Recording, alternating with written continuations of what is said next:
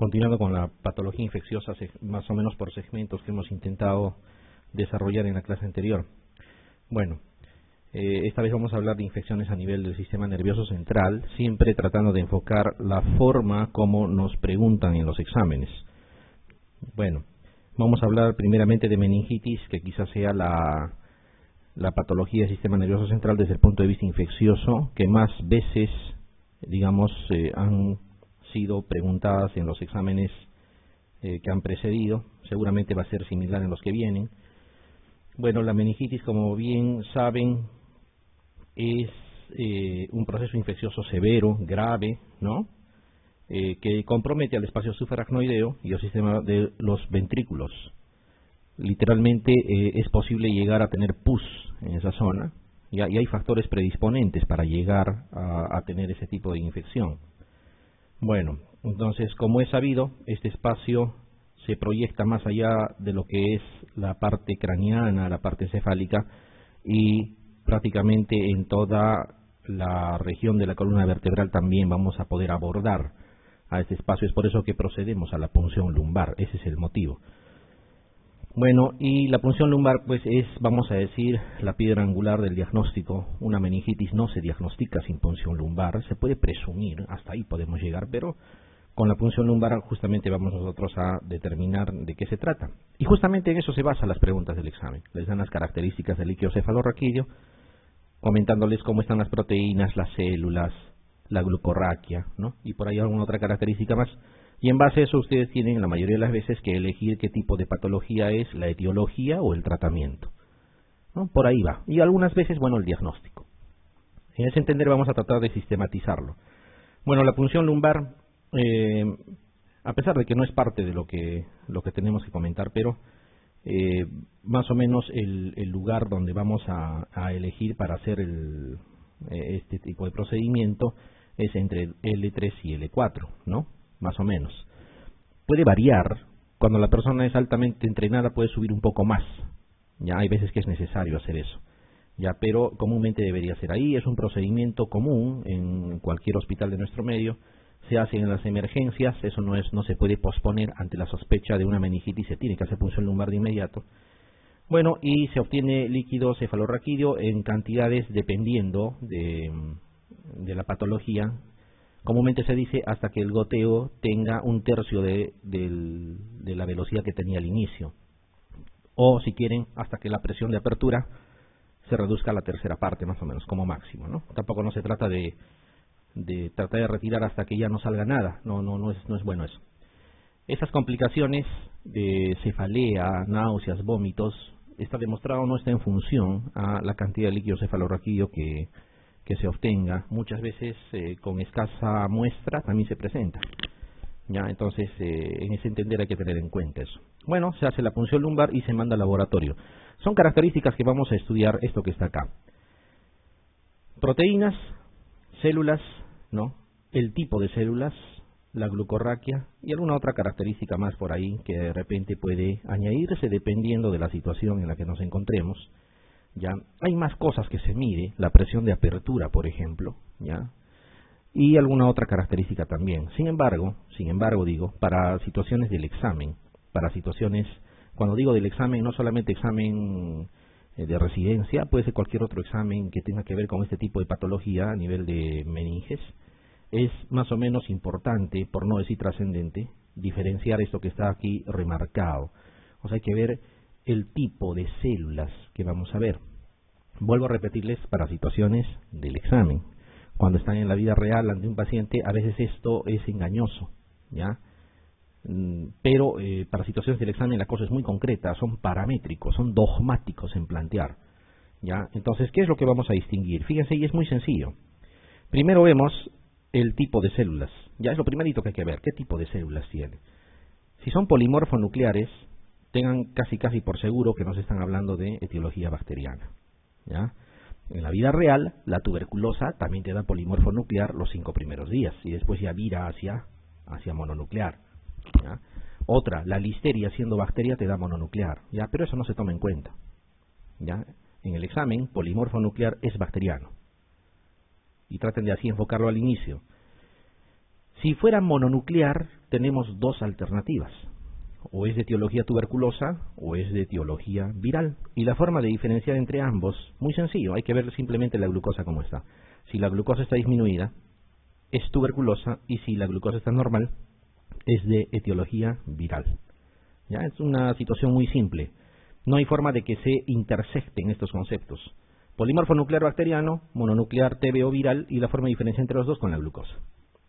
Sin embargo, va a haber algunos otros datos que también es importante que lo sepan. Por ejemplo, cuando les hablan de algún hallazgo con la tinción Gram, ni hablar, pues es bacteriano, ¿no? Gram no lo van a utilizar ni para TB ni para viral. Si les hablan de la enzima adenosindeaminasa en un cierto valor, o dicen se incrementa o qué sé yo, aun cuando no es específico, y definitivamente no lo es, tal vez así que en la vida práctica nosotros, cuando el ADA lo tomamos con pinzas, ¿no? Pero para situaciones del examen, adenosindeaminasa va a ser sinónimo de tuberculosis. Para situaciones del examen, digo. Y cuando hablan de crenocitos, probablemente también se trate de viral. Pero al final va a redundar en esto que está remarcado. Tipo de células y la glucosa como está, ¿no? Algunas otras cosas que hay que saber añadido a esto porque nos puede servir en alguna circunstancia. Cuando hablamos de proteínas, no nos sirve para poder, digamos, discriminar cuál de las etiologías es. ¿Ya? O sea, no hay una diferencia entre una u otra. En células sí. Por ejemplo, cuando se trata de etiología viral no eleva mucho las células. No van a encontrar pues ahí 3.000, 4.000 células por mililitro. No. ¿Ya? Eleva incluso a veces menos de 100. O a veces sobrepasa por poco. ¿Ya? Así es más o menos la característica de la viral. La tuberculosa eleva un poco más. Pero característicamente se dice eleva de 100 en 100, o sea, puede tener 150, 200, 250, 300, qué sé yo, pero tampoco puede llegar a 1000. Si pasa de 1000, yo tengo que sospechar en bacteriana, porque la bacteriana eleva de 1000 en 1000, 1500, 2000, 3000. Si yo veo esa cifra, debe de ser bacteriana. ¿Ya? Esto nos sirve porque si no tenemos muy en claro o no nos dan muchos datos de eso que está remarcado, probablemente con eso nos podríamos ayudar. Otra más. La etiología tuberculosa, o sea, la meningitis tuberculosa se instala, vamos a decir, en varios días, ¿ya? Y la bacteriana se instala mucho más prontamente, ¿ya?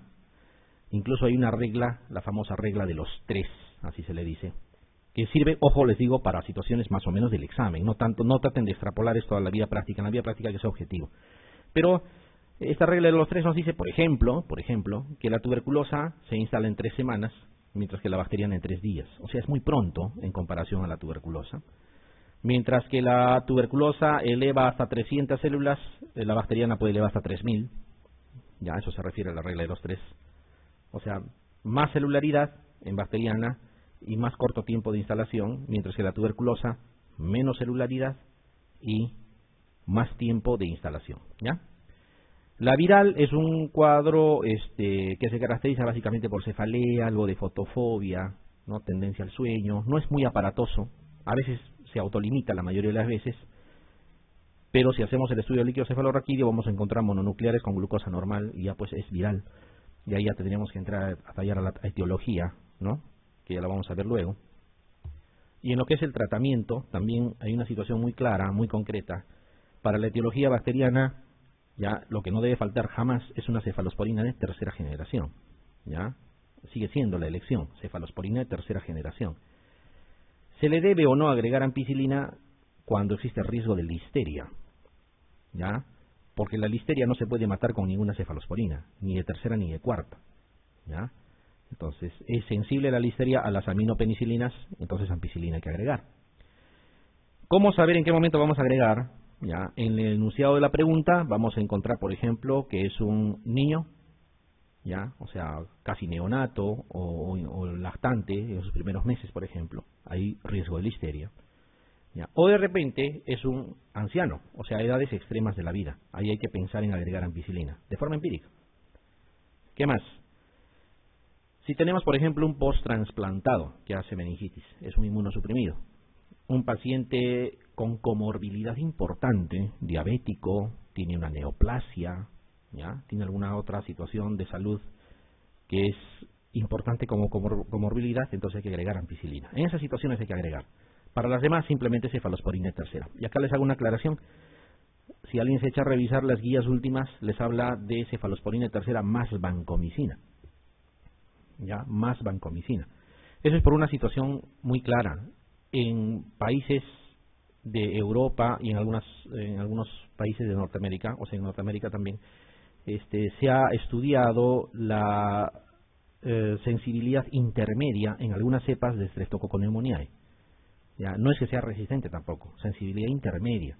Ante esa situación, sugieren esas guías agregar cefalosporina tercera más vancomicina. ¿Ya? Eso no es tan aplicable a nuestro medio. ¿Ya? No es tan aplicable.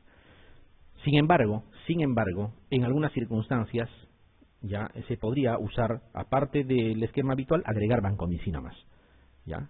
Si ustedes sospecharan, si es una situación severa, el riesgo de que pueda ser resistente, qué sé yo, podrían agregar. Entonces, no es descabellado encontrar esquemas vancomicina más ceftriaxona más ampi, por ejemplo. Ya, pero lo común es esto que están viendo. Cefalosporina tercera sola o agregado ampicilina si está en edades extremas de la vida o hay comorbilidad importante. Para la TB no hay problema, es el mismo anti-TB que conocen, ya, pero se agrega siempre corticoides, porque los corticoides lo que hacen es disminuir las secuelas, sobre todo de tipo anatómicas, cicatrices, tractos fibrosos que puedan quedar ahí y que van a condicionar una sobrevida menor en el paciente. Entonces mejora la sobrevida el usar corticoides. Si mal no recuerdo, esto han preguntado en el último examen. Ya, hay que tenerlo siempre presente. Y en la etiología viral, el fármaco que vamos a usar es el aciclovir, pues, ¿no? Aciclovir parenteral, porque las dos etiologías importantes, enterovirus, que es el que más ocasiona meningitis de tipo viral, se trata con aciclovir. Y si es una encefalitis, no una meningitis, se trata del herpes virus tipo 1, ya, en primer lugar, de lejos, ya, y se trata también con aciclovir. Pocas veces es el herpes virus tipo 2, ya, y si fuese así, también el aciclovir funciona, ya. ¿Cómo van a diferenciar que es una encefalitis y una meningitis? La presencia de signos meningios, ¿no? Si tiene cefalea, fotofobia, tendencia a la depresión del sensorio, todo lo que quieran, pero no hay signos meningios, debe ser una encefalitis, pero si hay signos meningios es una meningitis, como su nombre lo está indicando. Bueno, así es más o menos el panorama y así es como tenemos que trabajar. No se olviden de esto, esto es lo que más recalco siempre. Polimorfo nuclear, enfoque en lo bacteriano, aún sabiendo que listeria te da mononuclear, pero tengan cuidado. TB y viral te dan mononuclear y la glucosa disminuida va a favor de TB, si está normal es viral. Entonces es fácil discriminar rápidamente cuál de ellos se trata. Y en muchas preguntas de examen se pueden resolver en segundos, ¿no? Cuando nos viene la pregunta más o menos de la forma como les estoy comentando. Eso nos sirve para ganar tiempo y tener más minutos en preguntas donde de repente se necesita más. Bueno, ¿qué más es también importante recordar? Porque todo eso es recordar, ¿no? La mayoría, todos nosotros sabemos, pero hay que organizar. Siempre digo, hay que administrar nuestros conocimientos, ¿no? Y una forma de administrar es ordenarlos, ¿ya? Esto también es una cosa que habitualmente preguntan, la etiología según grupo de edad, ¿no? Según lo que antes se llamaban los grupos etarios, ¿no? Según grupo de edad. En neonatos, justamente por el hecho de que pasan por el canal del parto, de que el estreptococo del grupo B está ahí, el Galactiae, colonizando canal vaginal de mujeres gestantes a término, la presencia de E. coli, etcétera, tiene una etiología más o menos sui generis. Entonces, en neonatos, bacilos gram negativos de E. coli puede ser que esté ahí, ¿ya? Estreptococo del grupo B también, justamente por lo que les comento, son dos que están ahí. También son los causantes, si se acuerdan, de la sepsis neonatal de inicio precoz. Por eso es que dan ampi magenta, porque listeria también es uno de los causantes. Ampicilina se lo lleva a listeria, se lo lleva al estreptococo del grupo B, porque es un betalactámico también la ampicilina. Y E. coli también podría funcionar la ampicilina, y si le agregan genta, mucho mejor todavía. Lo que sucede es que cuando tratamos de infecciones en meninges, los aminoglicósidos no llegan, no tienen ni con meninges inflamadas. Entonces usar gentamicina no tiene sentido, ¿ya? Es por eso que se reemplaza, ¿ya? Se reemplaza por una cefalosporina de tercera en este grupo de neonatos. Y las cefalosporinas de tercera sí coberturan muy bien gram negativos, pero siempre se agrega ampicilina más, o sea, dar cefotaxima más ampicilina. ¿Y por qué no ceftriaxona? No sé si esto lo hemos comentado. Ya, lo que pasa es que ceftriaxona tiene mucho más unión a proteínas que cefotaxima, ¿ya? Entonces, si yo usara ceftriaxona teóricamente en un neonato, claro, le voy a curar la meningitis probablemente, ¿ya? Pero esa ceftriaxona, como tiene mucha unión a proteínas, vamos a decir así, se va a adueñar de la albúmina, ¿ya? La bilirrubina no conjugada, que es parte de la fisiología del recién nacido, no va a tener con quién conjugarse, no va a tener más proteínas donde unirse y se va a ir a los ganglios basales y va a producir carnísteros. Ya, es por eso que se usa cefotaxima, no se une mucho a proteínas. Por lo tanto, ahí están las proteínas para que se sigan uniendo a la fracción no conjugada a la bilirrubina indirecta, ¿no? En el neonato. Entonces, en neonato cefotaxima más ampi por esa situación, ¿ya? En niños, miren, hasta más o menos los 14 años, ya, hasta más o menos los 14 años, meningococo en primer lugar. Ya, no es estreptococo, neumonía, es meningococo. Esto que dice Haemophilus influenza, hay que tomarlo con pinzas porque hoy en día la vacunación prácticamente está haciendo que esa etiología quede rezagada, ¿ya? Será pues para los no vacunados. Entonces, tenemos meningococo en primer lugar y muy probablemente neumococo en segundo, ¿ya? Meningococo y luego viene neumococo, ¿ya? Meningococo primero. Ahora, hay un cierto temor cuando escuchamos meningococo porque fácilmente se transmite, incluso por vía aérea, ¿no? Pero meningococo no tiene tanta letalidad, por si acaso. Morbilidad sí, o sea, muy fácilmente se disemina y causa enfermedad. Pero no mata tanto, el que más mata es neumococo. Ya, entonces, con la vacunación, probablemente esto va a ir cambiando. Pero hoy en día más o menos ese es el panorama. Primero meningococo en gente joven, hasta adolescentes, y luego neumo. En adultos eso se invierte. Primero es neumococo y después es meningococo. ¿Ya? Y en ancianos también neumococo sigue ahí. Pero ya vuelve a aparecer los que veían ustedes en neonatos. Fíjense, otra vez está bacilos gram negativos, otra vez está listeria. Es por eso que nosotros damos ampicilina agregando la terapia en neonatos y en ancianos. ¿Ya? Para todos los demás, ceftriaxona podría funcionar, o otra cefalosporina tercera podría funcionar, ¿ya? Porque cualquiera de estos, meningococo, neumococo o incluso Haemophilus, son sensibles a cefalosporinas de tercera. Ya, así más o menos es, y esto ratifica un poco lo que hemos comentado. Esto es por grupos de edad, ¿ya? Por grupos de edad. Sin embargo, también hay ciertas condiciones que hay que tener en cuenta. Por ejemplo, les dicen el principal agente etiológico de una meningitis purulenta en un paciente que sufre traumatismo cráneoencefálico. Esto es una pregunta habitual. Traumatismo cráneoencefálico es neumococo, ¿ya? No confundan con estáfilo, ¿ah? Estáfilo, piensen de repente cuando hay un procedimiento neuroquirúrgico después de una fractura de base de cráneo, no sé, tiene que haber una situación invasiva, clarita, para que eso pueda, digamos, obedecer a una etiología por estáfilo. Es neumococo, ¿ya? Entonces, traumatismo cráneoencefálico y posterior meningitis, neumococo a la cabeza. No digo que los demás no puedan estar, lógico, pero estadísticamente es así. O al menos piensen, en el examen va a ser neumococo, ¿ya? Entonces asúmanlo así. Procedimientos neuroquirúrgicos, hay que pensar en estáfilo, ¿ya? Estafilococo aureus. Puede estar pseudomonas también, ¿ya? Puede estar. Pero estafilococcus va a la cabeza. En infecciones de Shanks de líquido cefalorraquídeo, o sea, personas que tienen derivaciones ventrículo-peritoneales, para situaciones descompresivas, por hidrocefalias seculares, qué sé yo, los coagulasa negativo. Todo donde haya dispositivo invasivo, hay que pensar en estafilococo coagulasa negativo y a la cabeza epidermidis. ¿Se acuerdan?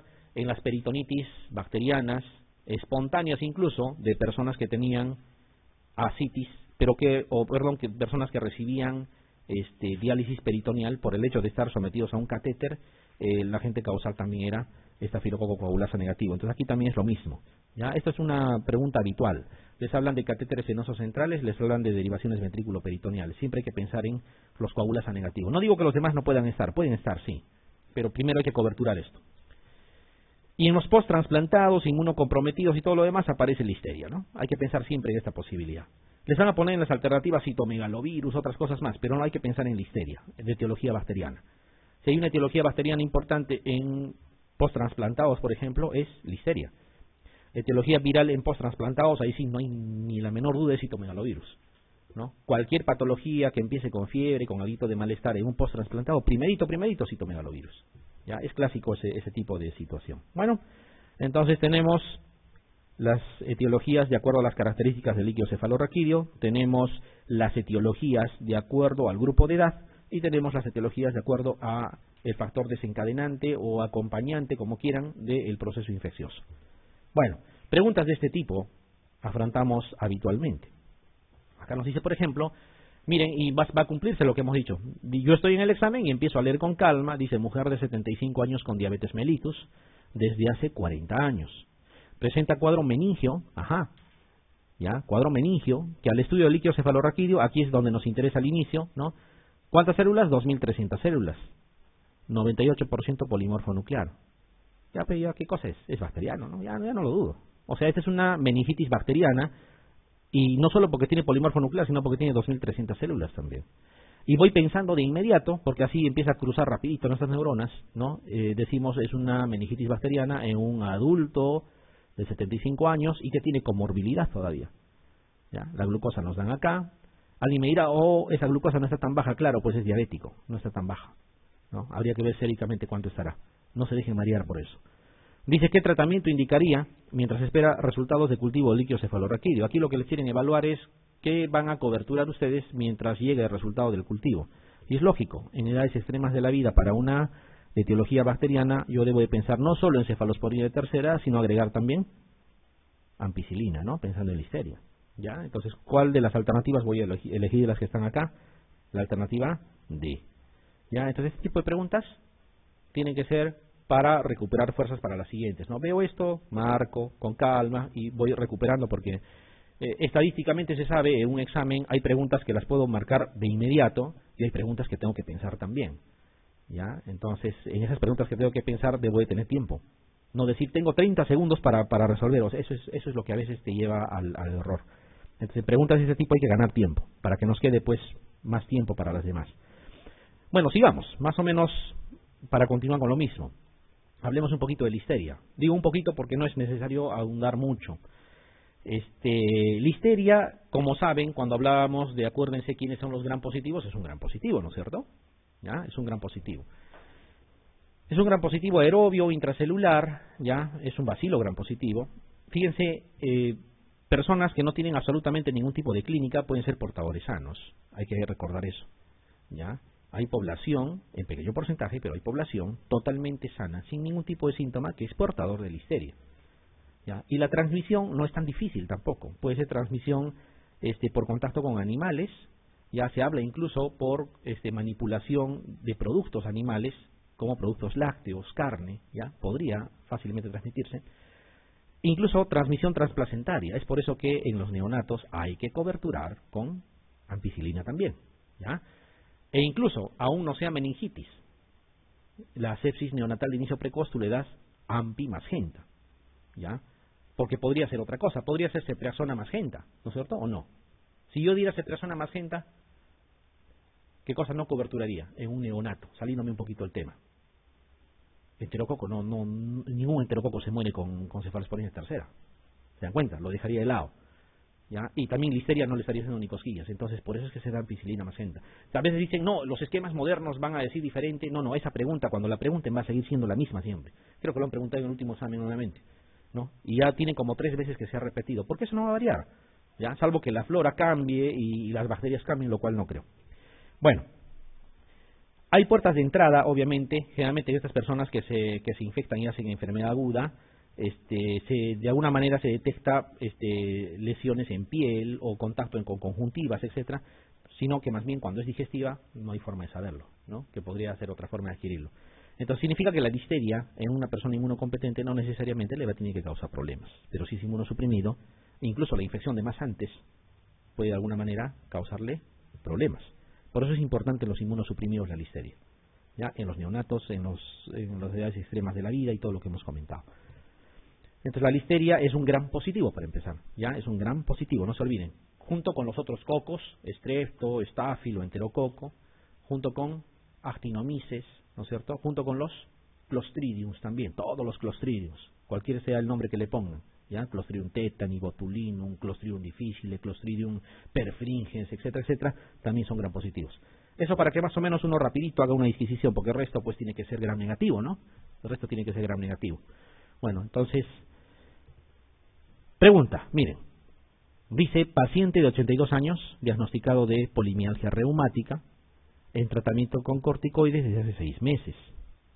Ingresa en el hospital por meningitis aguda. Siempre les digo, cuando la pregunta les da el diagnóstico, ya no estén comparando si los signos y síntomas que tiene corrobora o no el diagnóstico. Les dice meningitis aguda, por lo tanto es una meningitis aguda, ¿ya? Sino que saben qué es lo que sucede, extrapolamos lo que hacemos en la vida diaria. El interno nos dice, sabe que ha venido por un shock anafiláctico, y obviamente nosotros tenemos que verificar si eso no, ¿ya? Pero eso no en un examen. En un examen, si te enuncia el diagnóstico, ese es el diagnóstico, así no parezca el enunciado, ¿ya? Entonces, aquí es una meningitis aguda, ¿sí? ¿Estamos de acuerdo? Dice, observándose en los hemocultivos, hemocultivos, bacilos gram positivos. Si ustedes se acuerdan, para empezar, es una edad extrema de la vida. Fíjese cómo vamos a relacionar, 82 años. Tiene de fondo una enfermedad inmunosupresora que es la polimialgia reumática, que por sí sola ya es inmunosupresora. Encima está tomando corticoides desde hace 6 meses. 3 factores de riesgo para ser inmunosuprimido. Así no tenga nada más, en una meningitis debiéramos de pensar en listeria también, ¿se acuerdan? ¿Ya? Y como ya tenemos eso en mente, y además sabemos que los ancianos hacen bacteriemia, ellos casi no focalizan la infección. Cualquier infección que hacen, también la bacteria nada en sangre. Por eso es que en el hemocultivo han aislado bacilos gram positivos. ¿En quién puedo pensar? Tiene que ser en listeria, ¿no es cierto? Ya. Dice, ¿cuál de las siguientes enfermedades tiene el paciente? Fíjense, es clarita la pregunta. Y nos dan cándida, no, jamás de los jamases va a ser, ¿no? Nos dice botulismo, así no se manifiesta. Meningococcemia, ¿qué sería si fuera meningococcemia? Serían diplococos gram negativos, no es. Y después todavía te da turalemia más, ya, aquí la respuesta es listerosis también. Listeria es propio de edades extremas de la vida, de inmunosuprimidos, de pacientes con comorbilidades, etcétera. ¿Ya? A tener presente siempre eso. Incluso esto se puede extrapolar. No es mala idea en un paciente infectado, ya, con esas condiciones de fondo, aparte de lo que le estás dando, también tratar o intentar dar cobertura para la listeria. A veces piensan, por ejemplo, que si están dando meropenem banco, cubre todo, decimos. ¿Cómo es meropenem para listeria? Es bacteriostático, acuérdense. Para todo lo demás es bactericia, pero para listeria es bacteriostático. Entonces, de todas maneras, tienes que agregar tratamiento para listeria. A ver esta. Practiquemos. Dice, a los 3 meses de un trasplante renal. Ya tiene una condición ahí, ¿sí? Un paciente acude por fiebre y cefalea. El examen de líquido cefalorraquídeo mostró 1230 células. No creo que duden de que sea una meningitis, ¿no es cierto? Y si pasa de 1000 debe de ser bacteriano, ¿ya? 85% mononucleares. Ajá, no debe de ser bacteriano porque es mononuclear. Sí. ¿Cuál era el que te podía dar mononuclear siendo bacteriano? Listeria. Lo hemos dicho, ¿no es cierto? Listeria, a pesar de ser bacteria, te puede dar mononuclear. Cuidado. Glucosa en 23. ¿Ya? Dice glucemia simultánea en 90, obviamente hay hipoglucorraquia. Proteínas, vamos a decir, en 1200 miligramos, su equivalente. ¿Ya? Y para los que tenían dudas, porque uno podría ser de repente es TB, ¿ya? Para empezar la TB no te daría tanta celularidad, pero bueno, quién sabe por esas cosas de que en medicina todo es posible. Pero les dice, y bacilos gram positivos en la tinción gram. Es bacteria, pues. Y no se está contradiciendo ni de, ¿y por qué dice mononuclear? Porque es listeria, ¿ya? El diagnóstico más probable es meningitis, tuberculosa, por Corynebacterium, por listeria, por cristococo, por estafilococo, clarito, ¿ya? Muy bien. Entonces así es como se nos van a presentar las preguntas y esas son las cosas que tenemos que recordar, esas son las cosas que tenemos que sacar de nuestro archivo, porque tenemos archivo un montón de conocimientos todos los días, a veces leemos, pero de eso no todo lo usamos en un examen, ¿no? A veces queremos ese rato, ¿no?, usar todo lo que sabemos y nos podemos confundir, hay que administrarlo bien nada más. Y de esa forma les sugiero que lo ordenen. Sobre eso hay que tratar de practicar y practicar. Ahora hay banco de preguntas hasta en Google, ustedes ponen ahí.